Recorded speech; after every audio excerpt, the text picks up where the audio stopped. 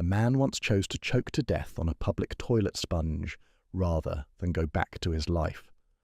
The Roman philosopher Seneca recorded it in the 1st century AD. A Germanic gladiator, waiting to be sent into the arena, was allowed one private moment in a public latrine.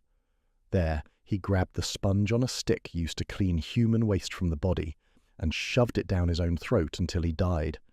Seneca thought the story was about courage, but it tells you something else. It tells you what kind of object that sponge was, and what kind of world produced it. Because if you had been born in ancient Rome, the thing most likely to ruin your body would not have been a gladiator, or a war, or even a plague. It would have been hygiene. Rome is supposed to be the clean civilization. Aqueducts, baths, sewers, public toilets. Engineers so advanced their work still survives 2,000 years later. And yet when researchers studied parasite evidence across the Roman world, they found something deeply wrong. Roman sanitation did not reduce infection. It spread it. Whipworm, roundworm, dysentery-causing parasites, tapeworm, all thriving inside the most sophisticated urban infrastructure of the ancient world. And once you see what daily life actually looked like, that stops being surprising. Rome, at its height, may have had around 1 million people. It had 144 public latrines. That is one public toilet for roughly every 7,000 people. So before you even reach the latrine, you are already living in a city drowning in its own waste. Most Romans did not live in marble homes with private drains. They lived in crowded apartment blocks called insulae, in stacks several floors high in noisy districts like the Subura. If you lived on an upper floor, you probably did not have direct access to a proper toilet. So at night, you used a chamber pot. In the morning, you emptied it into the street. That was normal.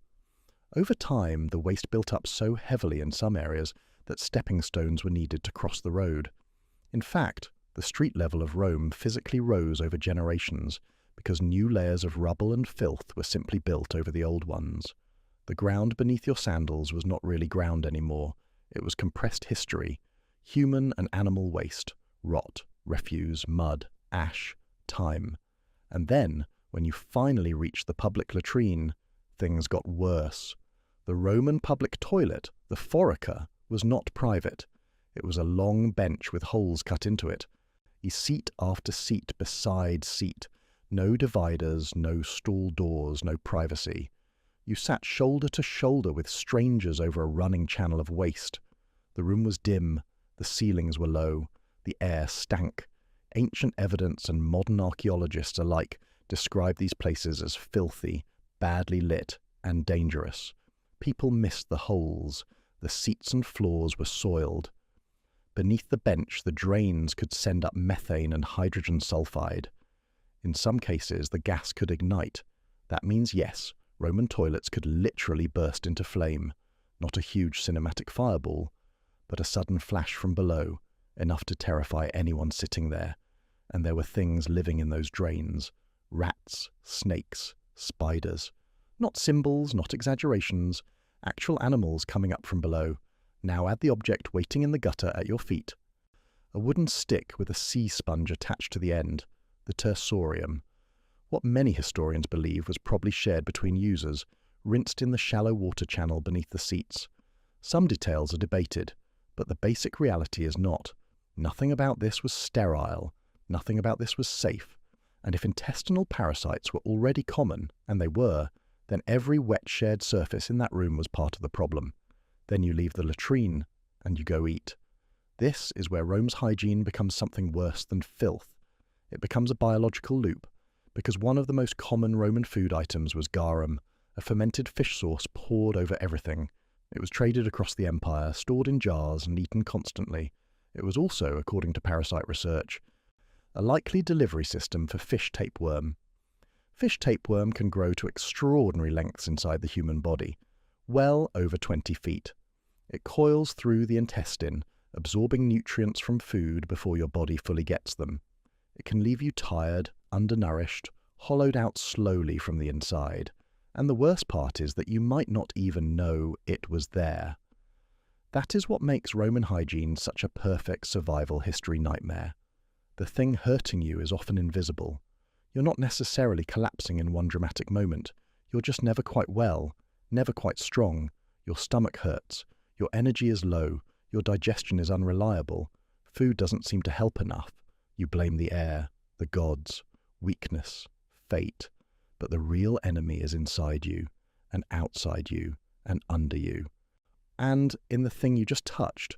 Modern research from Vindolanda, a Roman fort near Hadrian's wall, found that even with built sanitation, parasite infection was still widespread. In a 2025 study, around 28% of sewer sediment samples contained eggs from roundworm or whipworm, and researchers also found Giardia, a parasite that causes prolonged diarrhea, abdominal pain, fatigue, and malabsorption. That was in a Roman fort, with organized infrastructure. Imagine the parasite burden in the crowded slums of Rome. Now we get to the irony. People imagine Roman baths made Rome clean. Not really. Bathing culture was real. Baths mattered. But regular bathing did not solve Rome's parasite problem. In some cases, it may have helped spread disease. Bathwater was not constantly replaced the way modern people imagine. Ancient descriptions mention scum on the surface from dirt, oil, and cosmetics.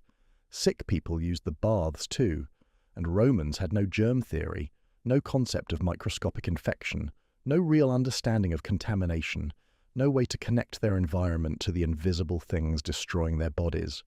That is why Rome is tragic, not stupid. They built advanced systems without the one idea that would have made those systems truly safe. The germ, the parasite egg, the contaminated surface, the infected water. They had engineering without microbiology, and that meant the city became a machine for redistributing its own sickness. Waste went into streets, waste went into fields as fertilizer. Food came back from those fields into the city. Waste entered drains. Drains emptied into the Tiber. The same river fed bathing, our irrigation and daily life.